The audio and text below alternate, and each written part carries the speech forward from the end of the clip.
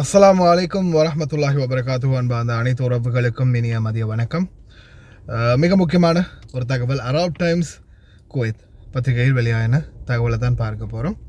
வீட்டு பணியாளர்கள் ஒவ்வொரு வருட சேவைக்கும் 1 மாத இழப்பீடு பெற உரிமை உண்டு. வீட்டு பணியாளர்கள் வேலை நேரத்திற்கு வெளியே மொபைல் ஃபோன்களை பயன்படுத்தும் உரிமையை public authority for man power உறுதிப்படுத்துகின்றது.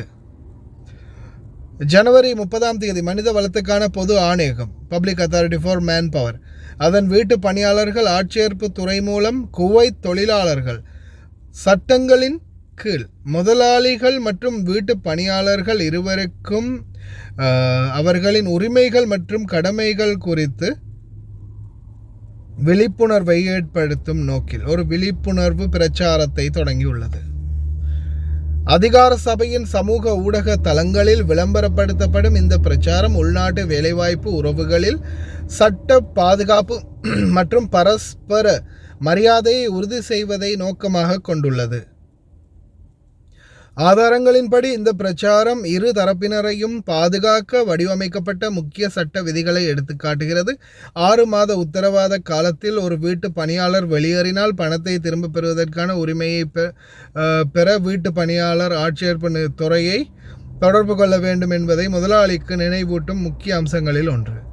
அனைத்து வீட்டு பணியாளர்களும் அதிகார சபையால் அங்கீகரிக்கப்பட்ட நிலையான ஆட்சேர்ப்பு ஒப்பந்தத்தின் கீழ் பணியமர்த்தப்பட வேண்டும் என்று public authority for man power வலியுறுத்தியது.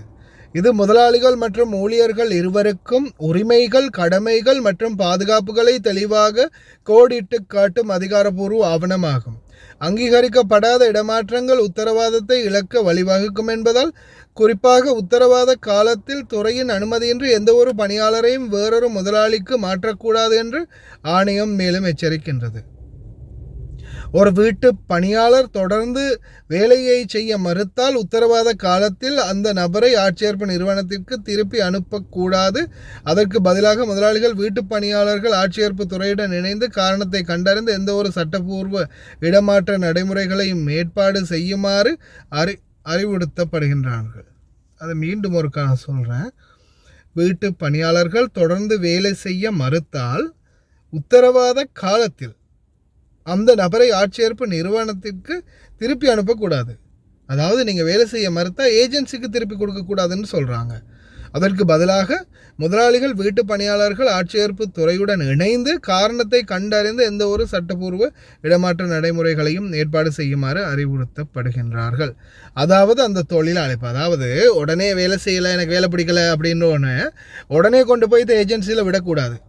உடனடியாக ஆராய்ந்து அது சம்பந்தமாக விசாரணை பண்ணி என்ன ஏதுன்ற காரணத்தை அறிந்த பிறகுதான் மாற்றணும். புகார்கள் உள்ள முதலாளிகள் வீட்டு பணியாளர்கள் ஆட்சேர்ப்பு ஒழுங்குமுறை துறைக்கு நேரடியாகவோ அல்லது வாட்ஸ்அப் 24 93 7600 24 93 7600 என்ற வாட்ஸ்அப் எண்ணை அழைப்பதன் மூலமாகவோ அவற்றை சமர்ப்பிக்கலாம் என்று ஆணையம் மீண்டும் வலியுறுத்தியது. வீட்டு பணியாளர்கள் வேலை நேரத்திற்கு வெளியே மொபைல் ஃபோன் வைத்திருக்கவும் பயன்படுத்தவும் உரிமை உண்டு என்றும் நிலையான முத்தரப்பு வேலைவாய்ப்பு ஒப்பந்தத்தின் பிரிவு 5/9 படி தனி உரிமை மற்றும் பணியிட நெறிமுறைகளை மதிப்பதன் முக்கியத்துவத்தை வலியுறுத்துவதாக அது கூறியது. அதாவது நீங்கள் வேலை செய்கிற நேரம் இல்லாத மற்ற நேரத்தில் நீங்கள் ரூமில் போயிட்டு இருக்கும்போது இல்லை நீங்கள் உங்களுடைய ஃப்ரீ டைமில் ஃபோன் யூஸ் பண்ணலாம். அதே வேலை நேரத்தில் ஃபோன் யூஸ் பண்ணினா அதற்கு எதிராக குவைத்திகள் உங்களுடைய முதலாளிகள் உங்களுக்கு நடைமுறைகளை கொண்டு வரத்துக்கும் சட்டத்தில் இடம் இருக்குது. முதலாளிகள் ஆட்சேர்ப்பு நிறுவனத்தின் பெயர் மற்றும் கையொப்பத்தை காட்டும் பணம் செலுத்தும் ரசீது அல்லது நோட்டரி மூலம் சான்றளிக்கப்பட்ட ஒப்பந்தத்தை பெற வேண்டும் என்று public authority for man power மேலும் கூறியது. வீட்டு பணியாளர்களை அவர்களின் அனுமதியின்றி குவைத்துக்கு வெளியே கடமைகளை செய்யுமாறு கட்டாயப்படுத்துவது முதலாளிக்கு கண்டிப்பாக தடை செய்யப்பட்டுள்ளது.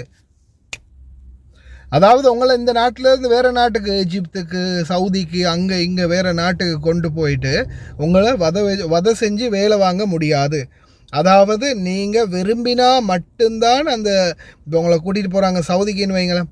சவுதிக்கு கூட்டிகிட்டு போனால் அந்த சவுதியில் நீங்கள் வேலை செய்கிறது உங்களுடைய விருப்பத்துக்கு என்னங்க தான். அவங்க உங்களை கட்டாயப்படுத்தி வேலை செய்ய வைக்க முடியாது.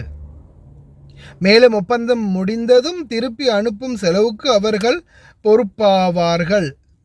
அவங்கள நாட்டுக்கு அனுப்புறதுக்குரிய மொத்த செலவும் கஃபீலுடைய பொறுப்பு. டிக்கெட் போடணும், எல்லாமே செய்யணும்.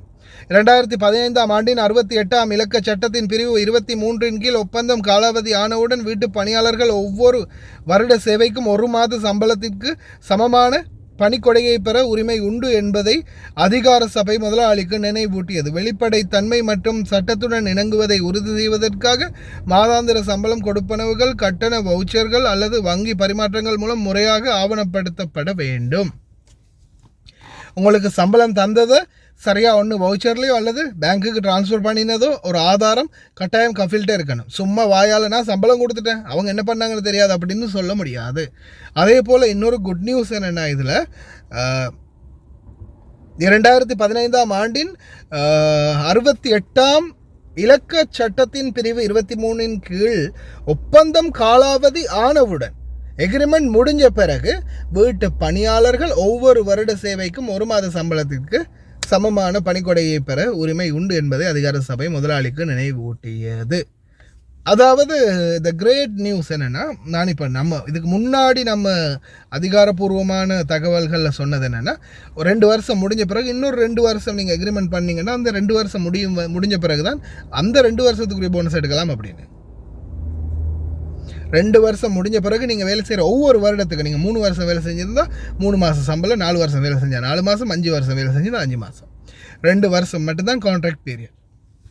அதுக்கு பிறகு நீங்கள் ஒவ்வொரு மாதத்துக்கும் அந்த ஒவ்வொரு வருடத்துக்கும் ஒவ்வொரு மாத சம்பளம் எடுக்க தகுதியானவர்கள் அப்படின்றத கன்ஃபார்ம் பண்ணியிருக்கிறாங்க. நல்ல விடயம்.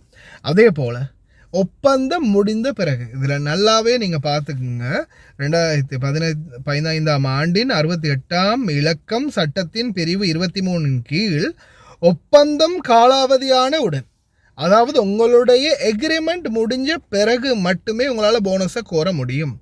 எக்ரிமெண்ட் காலத்துக்குள்ள கஃபீலால் ஏதாவது உங்களுக்கு அநீதி இழைக்கப்பட்டோ, அநியாயம் நடத்தப்பட்டோ, அல்லது வேறு ஏதாவது ஒரு வகையில் உங்களுக்கு அவங்க ஏதாவது தொந்தரவு இழைத்தோ நீங்கள் public authority for man power மனித வளத்துக்கான பொது ஆணையத்துக்கு போகும் பட்சத்தில் அவங்க அதற்குரிய நடைமுறைகள் என்ன அப்படின்றத பார்த்து செஞ்சு தருவாங்க.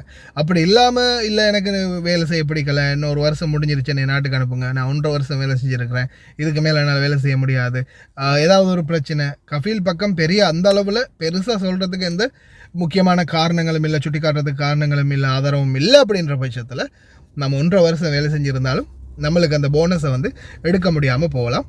அதை அவங்க தர முடியாமல் போனால் அதை நாம் கோர முடியாது சட்ட ரீதியாக. ஏன் நம்ம 2 வருஷம் கம்ப்ளீட் பண்ணணும். ஆனால் 2 வருஷம் கம்ப்ளீட் பண்ணின பிறகு அதே போனஸ் நீங்கள் ஒவ்வொரு வருடத்துக்கும் 1 மாதம் பெற தகுதியானவர்கள் அப்படின்றத கம்ஃபர்டபுளாக சொல்லியிருக்கிறாங்க. இது இதில் லாஜிக் பாயிண்ட். அதே மாதிரி கஃபீல் உங்களை ஏஜெண்ட்டுக்கு கொண்டு போய் விடுறதுக்கு முன்னாடி காரணம் என்ன அப்படின்றத தெளிவுபடுத்தி ஆகணும். அதையும் தெளிவுபடுத்தியிருக்கிறாங்க. ஆனால் இதுவும் அராப் டைம்ஸில் தான் வந்திருக்குது. ஆனால் இது போதாது, இன்னமும் வேணும். சாதாரணமாக குவைத்துடைய